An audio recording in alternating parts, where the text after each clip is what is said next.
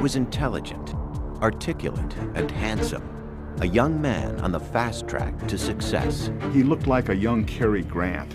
Yet during a grisly killing spree that spanned 5 years, Ted Bundy slaughtered more than 35 women. From his point of view, the thing that would make for good sex is an attractive woman whom he's going to handcuff, terrorize, and make her believe that she's going to die.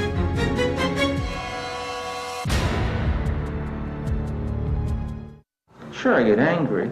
I get very, very angry and indignant. I don't like being locked up for something I didn't do, and I don't like my liberty taken away, and I don't like being treated like an animal, and I don't like people walking around and ogling me like I'm some sort of weirdo, because I'm not. On January 24th, 1989, at 7 a.m., before the sun rose over the state prison in Stark, Florida, plans were underway in the death house for an execution many thought would never occur. The electrocution of Ted Bundy, America's most notorious serial killer. After nearly 10 years on death row, Bundy was scheduled to die for the 1978 murder of Kimberly Leach, a 12-year-old girl. Yet he admitted to killing more than 30 others in a grisly bloodbath that took him through Washington State, Oregon, Utah, Idaho, and Colorado. Since his original capture in 1976, Bundy had become a media sensation. I'll plead not guilty right now. America was mesmerized by the former Boy Scout, college graduate, and law student who, as a rising young Republican, was even a shining star in Washington state politics. The Ted Bundy we knew, before there were any accusations, any charges, any arrests or anything, was a very nice guy. He was a friend of ours. We didn't think he was strange or different. Once he was arrested, Bundy taunted the system. He escaped twice from Colorado prisons while awaiting murder trials there. After his arrest in Florida, he showboated, acting as his own counsel while rapt groupies devoured his every move. He was like a movie star, and if he'd look around, they'd all giggle and nudge each other. And I thought, it never occurs to them that if he were free and he met them on a dark night, they're just the type of potential victim he would be looking for. But Bundy's natural cockiness was now gone as 2 guards led him to the death chamber. Bundy seemed very resigned to his fate. Bundy seemed startled when he saw the electric chair. Outside the jail, a crowd estimated at 500 avidly awaiting news of his demise chanted slogans like, "Burn, Bundy, burn." They ran electricity through his eyes. 4, 3, 2, 1. At 7:16 a.m., an anonymous executioner pushed the button. 2,000 volts surged through Bundy's body. Within 60 seconds, one of the worst serial killers of all time was pronounced dead. When we came out after the execution, almost a carnival atmosphere on the part of some of these people. Cheering, blowing of horns, celebration. He'd had an easier death than any of his victims. Some 35 women may have fallen prey to him. Only he knew the real number, and he carried that with him to his grave. Police believe Bundy's killing spree had begun in 1974, when he was 28 years old, studying law and living adjacent to the University of Washington in Seattle. He made a very, very positive impression. He was very verbal, articulate, intelligent. I guess if I were to characterize him, he looked like a young Cary Grant. But at that time, no one could guess that this clean-cut and good-looking young man was about to begin a series of rapes, tortures, murders, and dismemberments that would shock the world.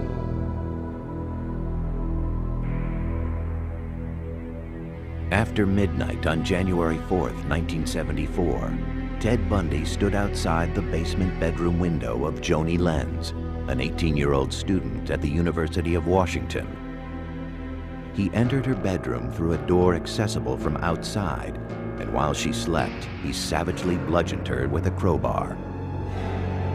The next morning, Joni was found surrounded by a pool of blood. A bed rod had been torn away from her headboard, and in a sexual frenzy, rammed into her vagina. There was a specific reason why Bundy singled out Joni. It was a physical characteristic she shared with almost all of his victims. She wore her hair long and parted in the middle, but it would take years before the police understood why that moved Bundy to murder. Linda Ann Healy was a senior at the University of Washington, majoring in psychology. On January 31st, 1974, after Linda had gone to bed, Bundy broke into her room. He knocked her unconscious, wrapped her in bed sheets, and quietly carried Linda out of the house. Her scattered body parts and decapitated skull wouldn't be found for a year. To those who would track him, and those who would later try to understand his crimes, the question remained: how could this charming and intelligent young man commit such unspeakable crimes against people he didn't even know? They are things. They are victims. They are not women. And I never heard him really use the term women or females or anything very often. He referred to them as things, as objects. The other person's life doesn't have value, since he doesn't see her as a real person with real needs. And if anything, the idea that investigators and the community will be shocked and the parents will suffer just makes it all the more exciting, because he's getting even. Yet somehow Bundy, like other serial killers, was able to keep the murderous rage hidden inside of him secret. To his friends, family, and colleagues, he seemed very well adjusted. Nice person. And he was a person that we socialized with, and we knew a little bit professionally, and I thought was really an up-and-comer, somebody who was going to do well in life.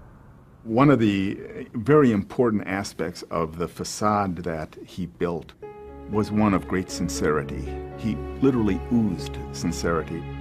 Yet appearances can deceive, and Ted Bundy was a master of deception. Little did I realize, of course, at the time that that was a carefully crafted social veneer that he had laboriously developed and used in his interactions. I never saw any aspects of the monster that lurked behind that mask. But by 1974, the monster who lived behind the mask had been there for a long time, perhaps since Ted's earliest childhood. I have always felt that beneath the veneer of a normal childhood was some great hostility toward someone, probably his mother.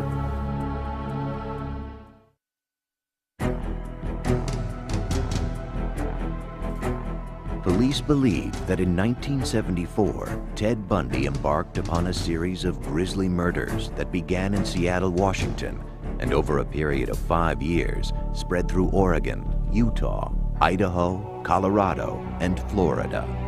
His rampage took the lives of at least 35 young women. When he was arrested in 1976, one of those most steadfast in his defense was his mother, Louise Bundy.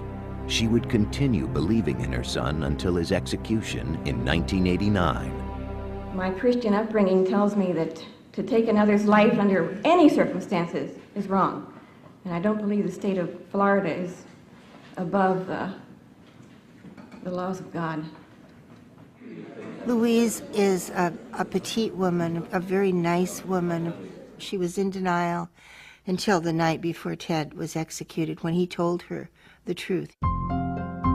Many experts believe the seeds of Bundy's rage were planted in his childhood. He was born Theodore Robert Cowell on November 24, 1946, in Burlington, Vermont. His mother, whose maiden name was Eleanor Louise Cowell, was a prim, modest department store clerk who had come to Vermont from her home in Philadelphia to give birth to her child, a child born out of wedlock.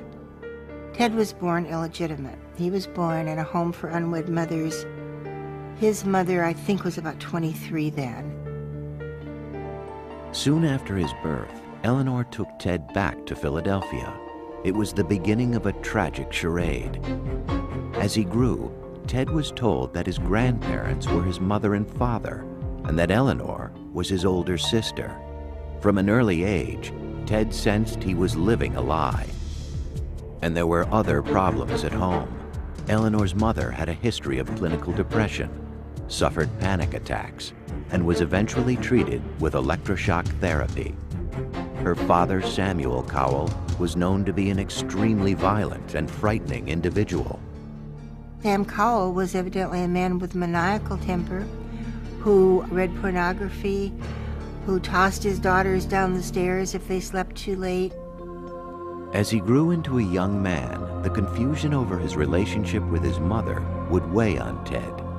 Even at the age of 3, there were signs that he was not a well-adjusted child. His teenage aunt was taking a nap, and she woke up to see that he had taken all the knives out of the kitchen drawer and arranged them around her body with the blades pointing toward her. His mother, concerned with this behavior and trying to escape the control of her father, moved with Ted to live near her Uncle Jack Cowell and his family in Tacoma, Washington. In later years, Ted said that it was devastating for him to leave Sam, the man he thought of as his father. In Tacoma, Eleanor went by her middle name Louise and worked as a secretary at the Council of Churches. One evening, she met a hospital cook named John Culpepper Bundy. Louise married him a year later, and her son finally had the name he would carry through life, Theodore Robert Bundy. But Ted was never close to John. He had a lot of conflict with his stepfather, looked down upon his stepfather because his stepfather didn't have a high enough station in life. Despite his new name, Ted still considered himself a Cowell and was drawn to his great-uncle Jack, a cultured music professor at the University of Puget Sound in Washington. Ted wanted to be just like him. It was very important for him to be someone special, to be recognized in some way. Over the next 10 years, John and Louise added 2 brothers and 2 sisters to the Bundy family. But Ted had little to do with them or their father. He had a Boy Scout troop, but Ted would never go camping. He just seemed to remove himself from any connection to his stepfather. And if there was no connection at home, there was even less at school. His junior and high school friends described Ted as very shy. He suffered from stuttering, and he did not date at all. He really didn't date unless it was a Sadie Hawkins dance where the girls asked him. But there was a secret side to Ted Bundy that was already emerging. He considered himself above the law. By the time he was 15, he had become an expert shoplifter and was a suspect in 2 burglaries. Grandiose narcissism, the ability to outwit the police, the ability to flaunt authority, the ability to shoplift. All of these things helped confer on him this sort of narcissistic sense of specialness and entitlement. His relationship with women also changed for the worse. He became a peeping Tom, sneaking through the night to peer into the windows of young girls. More significantly, there have always been suspicions that at the age of 15, Ted Bundy became a killer. Ted carried the morning newspaper when he was 15. Along his route, there was a young girl named Anne Marie Burr. Anne Marie was 8. Ted knew Anne Marie. She took piano lessons from his great-uncle Jack. On August 31st, 1961, Anne Marie's parents found her missing from her bedroom. The window was open a little bit, and it was in the days when you had a TV cable on the roof and you had to get it under the window, so they couldn't lock it. The front door was ajar. She was gone. A search that at one time involved 800 soldiers, lawmen, and volunteers found nothing. At the time, no one suspected that Ted may have been responsible for Anne Marie's death. In my mind, she was Ted's first victim. And there would be many more. In the mid-1960s, Ted Bundy was a student at Woodrow Wilson High School in Tacoma, Washington. Even though he was smart, good-looking, and friendly, he was awkward with his fellow students, especially the girls. There seemed to be a real defect in this whole notion of how do you build a close, intimate relationship, and some confusion about that. The arena in which he seemed to feel secure was the school and the classroom where he could use his verbal skills, and that's where he tried to manage teachers' impressions. He graduated from high school in 1965 with a B average. The next year, he entered the University of Puget Sound. But on the huge campus, he felt anonymous and lost. Inside, Ted was very empty and very inadequate. But he could put on the facade of a very sophisticated, educated young man. In 1967, as part of the facade, Ted transferred to the University of Washington's Asian Studies program, where he studied Chinese. He also began fabricating a new personality. If the old Ted was shy and withdrawn, the new Ted would be witty, cool, and self-assured. His deception was about to pay off. At the university, Ted met Stephanie Brooks. He was particularly attracted to her beautiful shoulder-length hair, which she wore parted in the middle. She was wealthy, sophisticated, and worldly. Everything Ted wished he was. He said, she's perfect, she's beautiful, she's wealthy. And I think to the degree he was capable, he was in love with her. They stayed together for a year. For the first time, Ted experienced an intimate sexual relationship with a woman. He was in love with her. But to Stephanie, they were merely college sweethearts. She saw no future in the relationship. She thought Ted was immature. Ted had become obsessed with her, but Stephanie told Ted their romance was over. She told him that he wasn't going anywhere, that he had no ambition, he wasn't organized, he couldn't make plans. Ted was devastated. With his world unraveling, he dropped out of school and decided to visit his relatives back in Philadelphia. His visit had a purpose. He had to answer the question that had always bothered him. Who was he? After checking records in Philadelphia, he traveled to Burlington, Vermont. There in City Hall, he learned something he had always suspected. He discovered that his mother was actually the woman who'd been passing as his sister his whole life.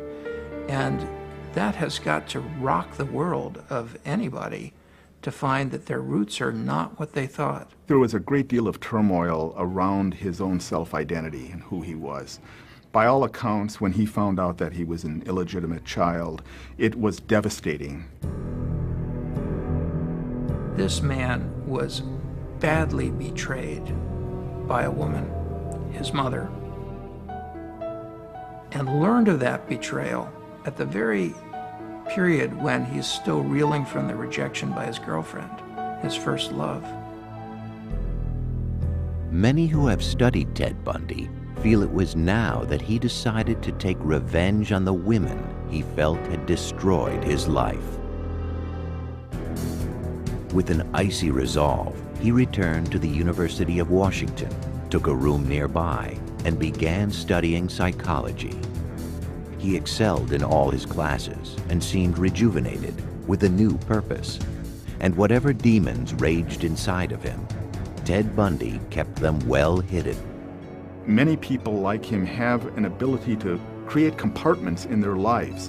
And this entity, this demon, this depraved monster lived in one of those compartments. As far as anyone knew, Ted's life seemed to be changing for the better. In 1969, he met Elizabeth Kendall, a young divorcee. They began a friendship and then a romance. Very smart, shy young woman. She came up here from Utah. They met in a tavern. She loved him. She loved him unabashedly. His relationship with Elizabeth seemed to work wonders for him, but underneath, he was seething and plotting revenge. If you really have a very negative core in yourself, there's this kind of envy, a need to destroy the beauty in others. And the first one on his list was Stephanie Brooks. He was secretly still talking to Stephanie, hoping to make her fall in love with him again, in order to hurt her, just as she had scarred him.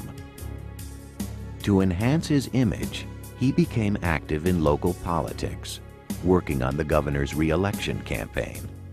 I thought he was very smart, good at politics. He was good at what he did. He was friendly. In 1971, at the age of 25, Bundy was working in his spare time at the Seattle Crisis Center, manning the suicide hotline phones. Beside him worked soon-to-be author Ann Rule. He was kind. He was very good on the phone. And ironically, we saved lives together. Now, at that point, if anybody had told me that there was anything underneath this perfect surface, I would have said, you're crazy. Because we were locked up all alone together in a 4-story Victorian mansion that looked like nothing so much as the house in Psycho. But I felt safe locked inside with Ted Bundy. By 1972, Ted's first real girlfriend, Stephanie, still inhabited his thoughts and his plans. On a business trip to San Francisco, he met with her, and the new Ted Bundy swept her off her feet. And she fell madly in love with him and agreed to marry him. As soon as she agreed to marry him, he dumped her. 2 days later, on January 4th, 1974, Ted Bundy began a 5-year rampage of killing that would horrify the nation. Most of his 35 victims had one thing in common. His ideal victim was a small-framed female, long hair, parted in the middle, style of person, usually pretty good-looking. They all resembled Stephanie Brooks.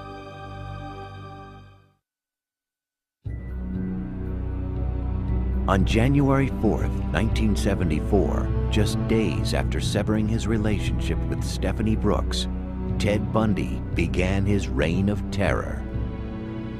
Over the next 6 months, 8 women disappeared from college campuses in Washington, Oregon, and Utah.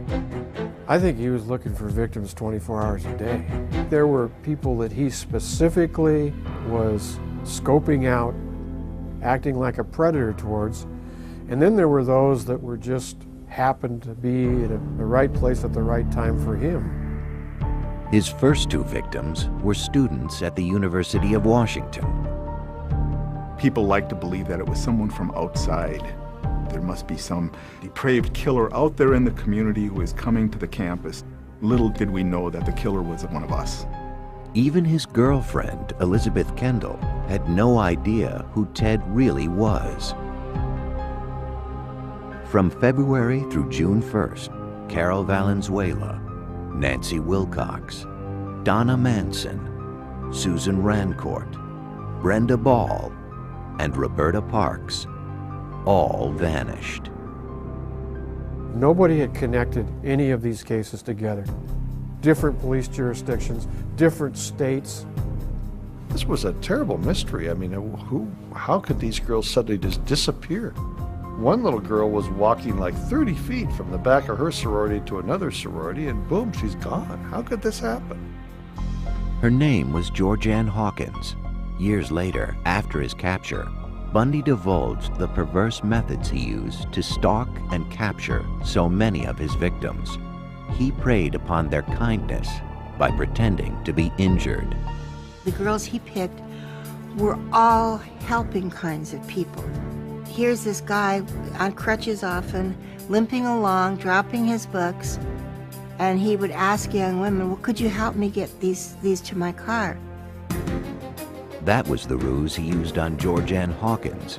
As she bent over to put his books into his car, Bundy grabbed a tire iron he had hidden. He hit her over the head and pushed her into the car. He would secure their hands in some fashion, either with handcuffs, strips of sheet, or leather. His seat was missing, so they could lay down in there and no one would ever see him. Bundy usually drove his victims into the deep woods surrounding Seattle. If they survived his attack with the crowbar, he would sexually assault them. From his point of view, the thing that would make for good sex is an attractive woman whom he's going to handcuff, terrorize, and make her believe that she's going to die. Later, on death row, he was asked what it was like to murder someone. And he answered, murder is not about lust and it's not about violence, it's about possession. When you feel the last breath of life coming out of the woman, you look into her eyes. At that point, it's being God. After he was through, he would discard them deep in the forest, but he would return later. He was going back over and over and over again to crime scenes. Not to just destroy evidence or anything, but to do things with those bodies. We suspected he took a whole body home with him because we had one victim that was totally made up with stuff that she never wore. Bundy's use of makeup is simply to make a victim more attractive, but apparently he didn't require it. He went back to decomposed corpses and still had sex with them. To the psychiatric experts who studied him, Bundy was unique, straddling two different categories of serial killers. He is both a sexually sadistic serial killer. He's also a necrophilic serial killer. The common characteristics are perversion, lack of conscience, and a willingness to sacrifice others' lives for one's own sexual pleasure. There's not a lot more to it than that. After at least 8 murders, Ted Bundy was becoming an expert at killing. In July of 1974, his addiction led him to take 2 women in one day. A beautiful Sunday afternoon. It was 90 degrees in Seattle, and we don't get that many 90-degree days. Everybody was at Lake Sammamish State Park. One of those was Janice Ott. She was lying on the beach when Ted approached her. He had his arm in a sling. He asked if she could help him tie his boat to his car. When she got up to go with him, she stuck out her hand like she was going to shake hands, and she said, "Hi, I'm Jan," and he said, "Oh, I'm Ted." Janice walked away with Ted and was never seen alive again. An hour later, Ted was back at the park. There were at least 4 to 5 other women who were approached between, say, 1 o'clock in the afternoon and 4:30. But something about Bundy must have put them off. Denise Naslund wasn't as lucky. At about 5 p.m., she walked to the restroom at the lake. She was there with her boyfriend, her dog, another couple. She left with the dog to go to the bathroom. The dog came back, but she didn't. After the disappearance of Ott and Naslund, witnesses who had met with the mysterious Ted at Lake Sammamish that afternoon came forward. A composite sketch of the man was circulated. The police received 3,500 tips and compiled a list of potential suspects named Ted. Bundy's name was among them. The name Ted was brought up. I never made the connect at all. You only met the monster through his acts. Between 1973 and 1974, the monster had been working for the King County Law and Justice Planning Office, where he was preparing a study on rapists and their victims. He was also secretly studying the procedures the police were using to try and catch him. By October 1974, 5 more bodies had been found, but most of them had decomposed or were just scattered bones. Bundy had left no clues, and he was long gone. 2 months earlier, he had been accepted to the Utah University School of Law, but he could not stop himself from killing. The Ted Bundy that we knew was not a murderer, but maybe an hour later he was. That's the awful part. Though his outward mask still projected charm and sincerity, the killer underneath it was about to be revealed. Bundy would soon be identified when one of his victims escaped.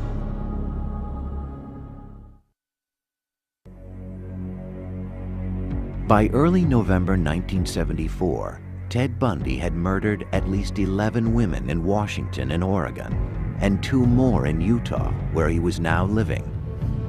At the same time, he was studying law at Utah University. Probably could have easily become a lawyer if he hadn't been consumed with murder 24 hours a day. The thing is, with serial killers, they are addicted to murder. It's like any other addiction. People may try it first for a high, but you need more and more of the substance, and the substance is murder. But Bundy was about to make his first mistake. On November 8th, posing as an off-duty policeman, he tried to abduct 19-year-old Carol DeRanche from a shopping center. He told her someone had broken into her car and offered to help. But inside his car, he tried to handcuff her. Carol fought back, and with the handcuffs still on her wrists, was able to jump out of the car and escape. Here we have a living victim that's able to describe her abductor, describe the car, and also provide evidence with the handcuff that was still on her wrist. But the police still had no idea who her attacker could be, and Bundy was a master of disguise. He just looked different all the time. One time he'd have a beard, one time he'd have long stringy hair, one time he'd have a short haircut, and I think it varied with, what he was doing at the time. As 1975 began, Bundy widened his net to include Utah, Idaho, and Colorado. He killed 8 women between January and August, but there was no way to connect the murders. Since July of 1974, the Washington police had whittled down their number of suspects named Ted to 200. Bundy remained on their roster, but still, no one suspected the law student at Utah University. The disappearances come closer together, the murders come closer together, the orchestration is more finely tuned. But Bundy's luck was about to change. Early on the morning of August 15th, Bundy's car was stopped by a police officer in Utah. Because he had been driving erratically, his car was searched. In the midst of that investigation, the trooper found this bag. And in the bag was a crowbar, handcuffs, ski mask. So he carried his own chamber of horrors around with him. Bundy was immediately arrested on suspicion of burglary. They also found gas receipts and maps that later linked Bundy to the sites of the abductions in Colorado. And more importantly, in a police lineup, Carol DeRanche identified Bundy as the man who had attacked her. We were shocked. We couldn't believe it. We tried to raise money for a defense fund for him and tried to protect him. We couldn't believe it. They had to have the wrong guy. On February 23, 1976, Bundy went on trial for her attempted kidnapping. As the trial began, Bundy sat in the courtroom, totally convinced that he would be found innocent. But on the stand, Carol DeRanche told of her ordeal at his hands and pointed Bundy out as her assailant. He was found guilty and sentenced to 15 years in prison. While he was incarcerated, investigators linked him to the murder of Karen Campbell in Colorado. But nothing fazed Ted Bundy, even being featured as the lead story on the evening news. Have you ever physically harmed anyone? Ever physically harmed anyone? No. No. Again, not in the context, I think, that you're speaking of. Ted was very self-assured to the point of cockiness. Even when the murder charges had been filed. In April of 1977, he was transferred to Colorado to await trial. There, Bundy fired his lawyers and was granted permission to defend himself in the upcoming case. Bundy had supreme confidence in his intellect, in his ability to beat the system, to work the system. Even if it meant avoiding trial completely. 2 months later, after casing out the court's law library, he jumped out of a 2-story window and escaped. Though captured 6 days later, he wouldn't stay locked up for long. I've matured in the past year. Believe me, I've grown in the past year, and I've learned a lot of things about myself in the past year. My only misgivings is that I might never be in a position to apply it, on the streets where I'd like to apply it. But soon he would apply it. On New Year's Eve, 1977, Ted Bundy shimmied through an air duct of the Colorado jail and walked to freedom. He went through the top of his cell, down through the jailer's apartment, out into a blizzard. Free once again, Ted Bundy would continue to kill.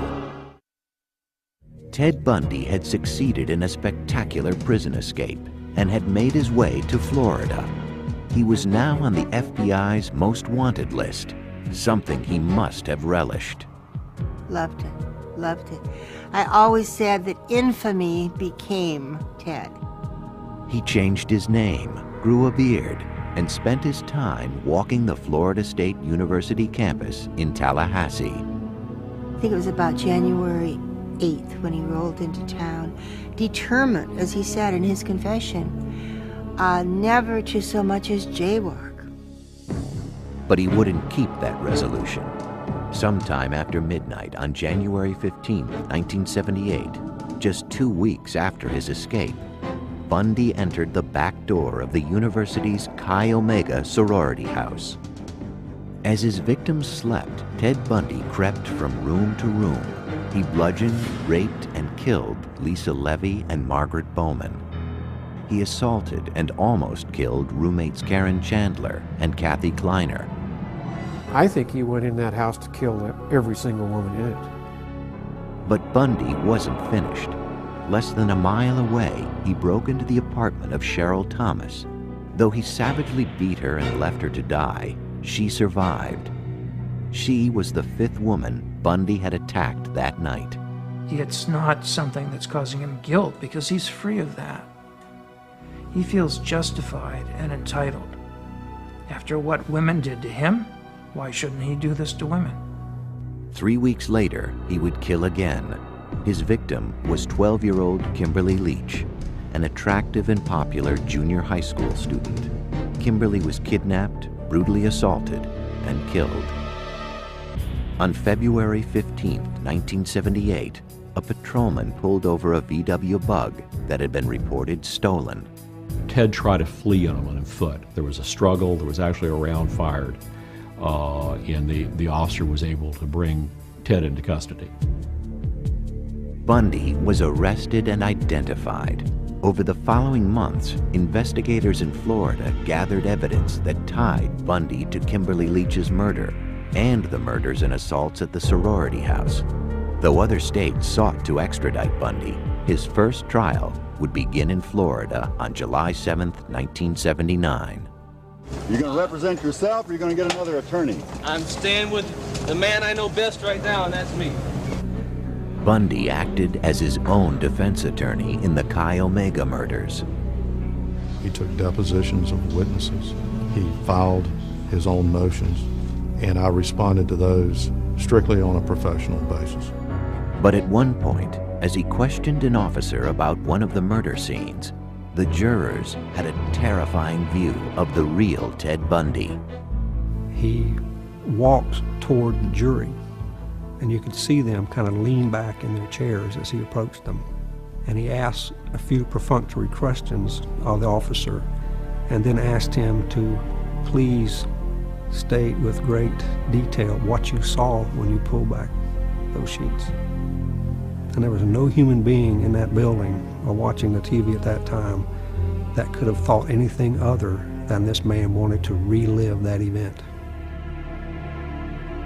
2 weeks later, Bundy was found guilty and sentenced to death for the murders of Lisa Levy and Margaret Bowman. In January 1980, Bundy went on trial for the murder of Kimberly Leach. Again, he was found guilty and sentenced to death. But his execution would not take place for some time.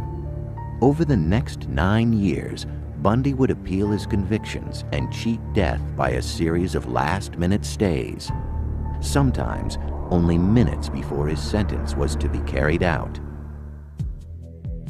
Finally, after countless appeals, Bundy's date of execution was scheduled for January of 1989. To postpone his death, he told authorities that he would provide information on other unsolved cases linked to him. He gives them just enough information to get their interest, to show them that he does, in fact, know what he's talking about. And then Bundy systematically tells these investigators, you need to get with your authorities and have them contact the Florida authorities because I need more time to tell you this. This is all I can tell you today. And I need more time. If you can just get the Florida authorities to agree to more time, I can provide you with all of the details. It was a desperate ploy.